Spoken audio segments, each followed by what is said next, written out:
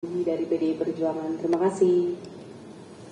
Baik, jadi teman-teman semuanya, Rakernas ini diadakan dalam suatu momentum di mana semangat reformasi bergelora menghadapi berbagai bentuk sisi-sisi gelap kekuasaan, dan itu terekam kuat di dalam memori publik, terekam kuat dari apa yang disuarakan oleh para tokoh-tokoh civil society, para guru besar, para ahli hukum, dan para seniman, bahkan budayawan, yang juga menyimpulkan bahwa pemilu 2024 merupakan pemilu yang paling brutal dalam sejarah demokrasi Indonesia, yang diwarnai dengan berbagai bentuk kecurangan yang diawali dengan suatu konstruksi rekayasa hukum di MK.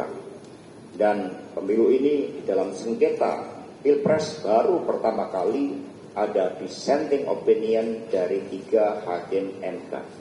Dengan spirit itu tentu yang diundang adalah mereka yang memiliki spirit di dalam menegakkan demokrasi hukum, menegakkan negara hukum, menegakkan demokrasi yang berkedaulatan rakyat. Sehingga PDI Perjuangan ini pijakannya pada sejarah sangat kuat, karena Ibu Mega dan PDI Perjuangan adalah partai yang tidak hanya menjadi victim atas pemerintahan yang sangat otoriter saat itu, tetapi juga memiliki legacy di dalam memperjuangkan demokrasi yang berkedaulatan rakyat.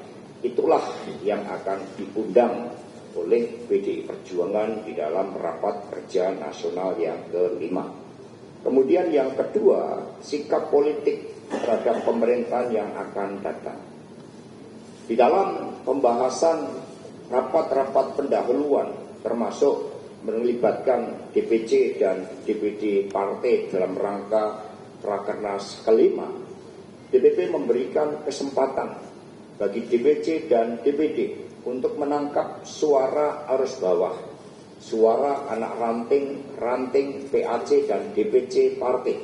Merekalah yang nanti di dalam rapat kerja nasional ini memiliki kedaulatan penuh untuk menyampaikan aspirasinya. Sehingga sikap politik tentu saja juga akan melihat bagaimana problematika yang dihadapi oleh rakyat, bangsa, dan negara. Rakernas belum dijalankan, sehingga sikap politiknya tentu saja sebagai proses demokrasi harus menunggu pada saat Rakernas itu berjalan.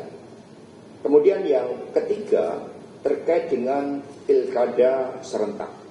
Saat ini skala prioritas dari DPP PDI Perjuangan adalah memberikan kesempatan bagi seluruh kepala-kepala daerah yang incumbent, itu jumlahnya sangat banyak. Sebagai contoh dari Sumatera Utara, Toba, Batubara, Dairi, Nias, Serdang Bedagai, dari Riau, Bengkalis, Rokan Hulu, Pelalawan, Kepulauan Riau, Natuna, Provinsi Jambi, Kota Sungai Penuh, Provinsi Bengkulu dari Bengkulu Utara, Sumatera Selatan, Bali, Musi Rawas Utara, Empat Lawang, Kota Prabu Mulih, dan seterusnya. Ada lebih dari 137 daerah yang saat ini menjadi skala prioritas bagi PDI Perjuangan untuk dikeluarkan rekomendasi terlebih dahulu, karena mereka berasal dari internal partai dan mampu membangun suatu progres, suatu kemajuan di dalam konsolidasi partai. Tahap selanjutnya setelah Rakernas, daerah-daerah yang memiliki political heavy seperti Jakarta, Jawa Tengah, Sumatera Utara, Sulawesi Utara karena posisi geografisnya, kemudian beberapa wilayah seperti Jawa Timur, dan beberapa daerah-daerah strategis lainnya akan dibahas. Rapat kerja nasional yang kelima tentu saja juga menampung seluruh masukan-masukan terkait dengan calon-calon yang nantinya oleh peserta Rakernas kelima akan dibawa dan dibahas di dalam komisi yang membahas tentang pilkada serentak tersebut.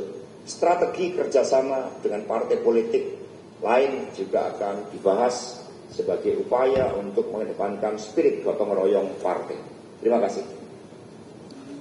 Silakan.